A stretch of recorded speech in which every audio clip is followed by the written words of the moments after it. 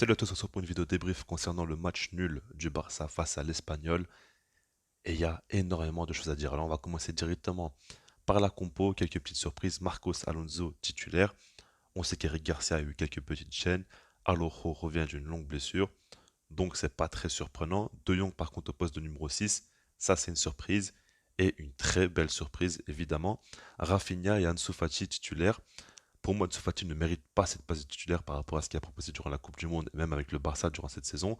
Mais ça me fait quand même plaisir parce que c'est un joueur que j'ai envie de voir se relancer, tout simplement. Et puis Rafinha, c'est intéressant pour lui aussi. Alors la première période commence plutôt bien avec directement le Barça qui est devant, qui domine, qui arrive à se créer quelques petites occasions. Et on a surtout le premier but qui tombe assez tôt, dès la 7e minute de jeu, sur un corner tiré par Rafinha. On a donc Lewandowski qui est seul, il rate un petit peu sa tête, ça revient sur Christensen qui fait une remise à Marcos Alonso qui lui met le but. C'est un joli petit but disons parce que c'est rare de voir le Barça marquer sur coup de pied arrêté. Et là c'est le cas, Rafinha les tire plutôt bien. D'ailleurs par rapport à Rafinha on va en parler un petit peu parce que pour moi c'est l'un des joueurs qui a été le plus intéressant dans ce match-là. On avait beaucoup de belles choses chez lui. Déjà, chaque fois qu'il tirait les corners, il y avait constamment du danger. On a vu durant la Coupe du Monde avec le Brésil qu'il tire très bien les coups de pied arrêtés. Là, il est dans une bonne dynamique à ce niveau-là, donc il continue plutôt bien. On avait pas mal de fois le fait est qu'il tente des passes longues avec beaucoup de réussite assez souvent. Quelques déchets évidemment parce qu'il prend beaucoup de risques dans ses passes et il tente pas à chaque fois la passe la plus facile à faire. Et ça donne une situation assez intéressante où quelquefois il arrive à isoler Ansu Fati ou trouver Jordi Alba dans une bonne situation pour pouvoir centrer. Et du coup, ça apporte une petite palette en plus dans le jeu du Barça. On voit quelquefois il tente des frappes de loin et il est assez fort dans ce domaine. Donc c'est vraiment intéressant. C'est un profil bien différent de Dembélé, mais on l'a vraiment vu jouer sur ses qualités. Et honnêtement, j'ai plutôt bien aimé son match. Ensuite, par rapport à Pedri et Gavi. Il faut en parler parce que selon moi, avec De Jong en première mi-temps, ils ont été plus libérés. Je pense qu'il y a pas mal de raisons à cela, mais l'une des raisons principales, c'est le fait que De Jong, contrairement à Busquets, est capable de prendre le ballon et gratter des mètres balle au pied. Ce qui permet à Pedri et Gavi de jouer plus haut sur le terrain, aussi simplement que ça puisse paraître. Et donc, quand ils sont plus haut sur le terrain, ils sont plus intéressants, ils sont plus dangereux, et c'est là qu'ils peuvent trouver les attaquants, combiner et montrer leur réelle qualité technique balle au pied.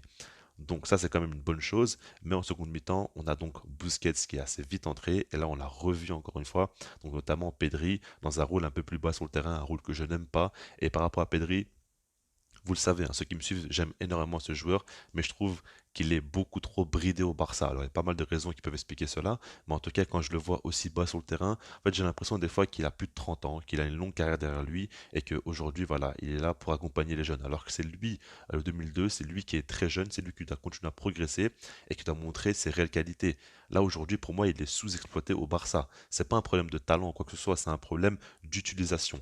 Le gars est beaucoup trop bas sur le terrain et quand on voit, il oriente constamment le jeu, mais il va jamais prendre trop de risques. À chaque fois, il a eu pas mal de déchets dans son match aujourd'hui. Bon, ça c'est très rare, mais en tout cas, je trouve qu'il est beaucoup trop mal exploité et qu'il faut à tout prix que Xavi se réveille et qu'il arrête de tout simplement rester sur ses acquis qui ne sont pas non plus tant que ça de véritables valeurs sûres. Mais aujourd'hui, on voit que Pedri peut montrer beaucoup plus, il ne le fait pas. Avec les ailiers, c'est toujours pas top au niveau de l'utilisation. Donc on voit Lewandowski un peu trop seul en attaque. Alors maintenant, on va rentrer un petit peu dans les sujets qui fâchent. Et c'est quelque chose que j'évoque déjà depuis très longtemps au Barça. Malheureusement, ça fait pas plaisir, mais c'est toujours le cas, ça se répète continuellement.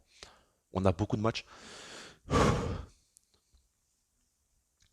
Alors maintenant, on va rentrer un petit peu dans les sujets qui fâchent et on va parler d'un truc dont j'en parle depuis déjà très longtemps et que malheureusement, ce problème continue encore à avoir lieu aujourd'hui au FC Barcelone. Le problème, c'est qu'il y a pas mal de matchs en Liga que le Barça domine. Le Barça a la possession, le Barça est meilleur que son adversaire, le Barça ne concède quasiment aucune occasion du match, donc ils sont tranquilles. Et c'est souvent des matchs où il y a le score de 1-0, donc un but d'avance, et ce que va faire le Barça, c'est qu'ils vont se reposer un petit peu sur leur acquis, dans le sens où voilà, ils vont garder la balle, ils vont garder la possession, continuer à maîtriser un petit peu le jeu, mais pas forcément se précipiter, pas forcément tenter de marquer un deuxième, troisième but pour assurer la victoire. Non, ils vont attendre peut-être l'erreur de l'adversaire pour pouvoir marquer un but, mais sinon voilà, pas non plus trop se mouiller, pas non plus trop se fatiguer, et ils attendent un petit peu le nouvel an tranquillement.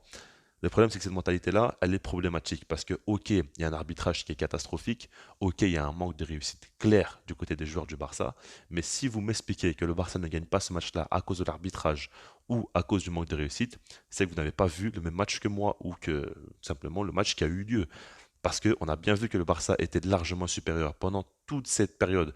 On peut dire 70 minutes, peut-être même un peu plus de domination totale du Barça pendant toute cette période-là.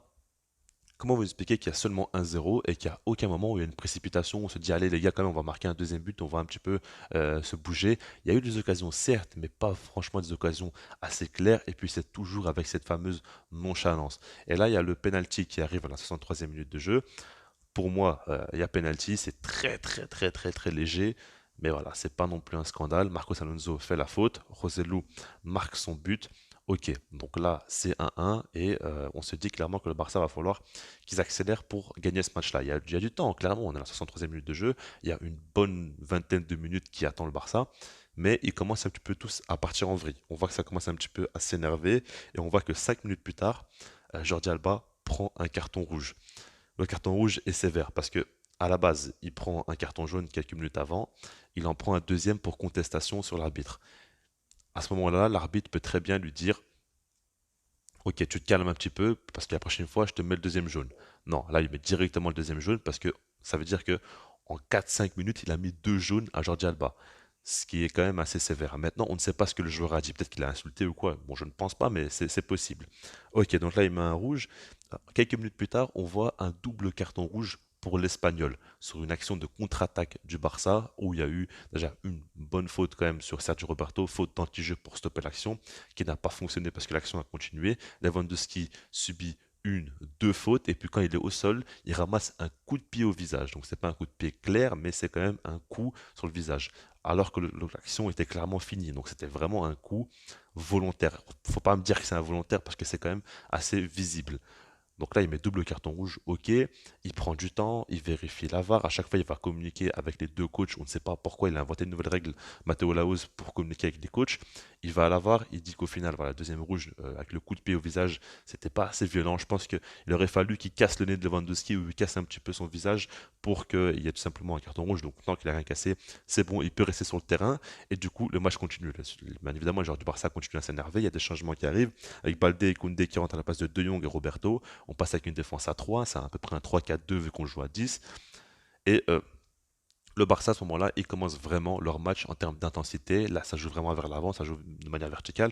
Et c'est normal, c'est parce qu'ils n'ont plus le choix. Et puis, il y a la nervosité aussi qui est là. Et c'est à ce moment-là que tu vois Pedri faire ce qu'il sait faire de mieux, c'est-à-dire balle au pied, faire des différences, montrer ses qualités techniques, jouer vers l'avant, trouver ses coéquipiers dans les bonnes positions. Et ça fait combien de temps qu'on n'avait plus vu Pedri comme ça? Avec l'Espagne, avec le Barça, ça fait combien de temps? C'est quelques minutes et c'est qu'en fin de match, ok. Mais il peut faire ça tout le long d'un match parce qu'il y a qualité technique nécessaire pour le faire. Mais on le voit beaucoup trop bridé, beaucoup trop à chaque fois dans le calcul, etc. Mais il doit se lâcher, il doit jouer vers l'avant, il doit avoir plus de liberté offensive et c'est comme ça qu'on voit réellement ce qu'il vaut. Et ça, Xavi, je ne sais pas s'il le comprend, je ne sais pas s'il le voit. Parce que moi, ce qui me fait peur, c'est que maintenant, après ce match nul, Xavi et le staff technique disent aux joueurs du Barça qu'il y a eu un manque de réussite, que l'arbitrage a été mauvais. Ce qui est vrai, mais si tu t'arrêtes simplement à ça, l'équipe ne va jamais évoluer, le mental ne va pas non plus évoluer, et la mentalité de loser va continuer à rester dans ce club. Donc moi, ça m'énerve parce que ce match-là décrit les problèmes qu'on voit depuis longtemps. Alors oui, l'arbitrage, comme je vous l'ai dit, c'est une catastrophe. Matteo Laouz n'est pas un arbitre professionnel selon moi. Je ne le considère pas comme étant un arbitre qui mérite sa place en Liga.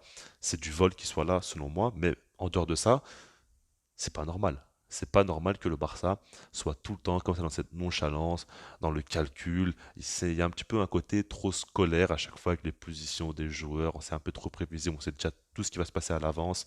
Et puis tu vois constamment les mêmes problèmes.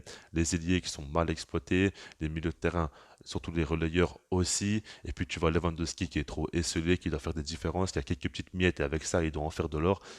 C'est pas viable. Tout simplement, c'est pas viable. Il va falloir se remettre en question, il va falloir vraiment que Xavi passe la seconde. Moi, je l'ai beaucoup défendu, mais au bout d'un moment, c'est plus possible. Dans le jeu, quand tu vois ce qu'il propose, quand tu vois la mentalité des joueurs, ce qu'il inculque, et ça, il n'y a rien de bon là, en ce moment, il n'y a rien de bon. Alors évidemment, on va pas non plus tout jeter son travail, etc. Mais il doit vraiment se remettre en question. On est au Barça, on n'est pas un club qui peut se permettre de laisser encore une fois une, deux, trois années où on va encore construire ou quoi. Il faut des résultats, il faut des titres. Il va falloir maintenant qu'on se réveille tout simplement. Je vous laisse là-dessus, puis sinon moi je vous dis peace.